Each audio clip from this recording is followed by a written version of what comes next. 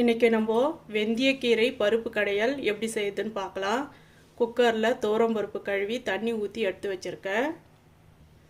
இதில் பூண்டு, வெங்காயம், காஞ்ச மிளகாய், தக்காளி, புளி இதெல்லாம் சேர்த்துக்கலாம்.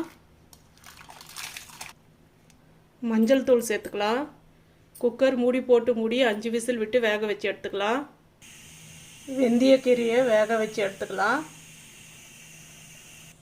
கீரை பருப்பு மண் சட்டியில் கடைஞ்சி எடுத்துக்கலாம். எண்ணெய் ஊற்றிக்கலாம். கடுகு சேர்த்துக்கலாம். சீரகம் சேர்த்துக்கலாம். வெங்காயம் கறிவேப்பிலை சேர்த்துக்கலாம். கடைஞ்சது சேர்த்துக்கலாம். ஹெல்த்தியான வெந்தயக்கீரை பருப்பு கடையல் ரெடி. இந்த வீடியோ பிடிச்சிருந்தா லைக் பண்ணுங்கள், ஷேர் பண்ணுங்கள், சப்ஸ்கிரைப் பண்ணுங்கள். தேங்க்யூ.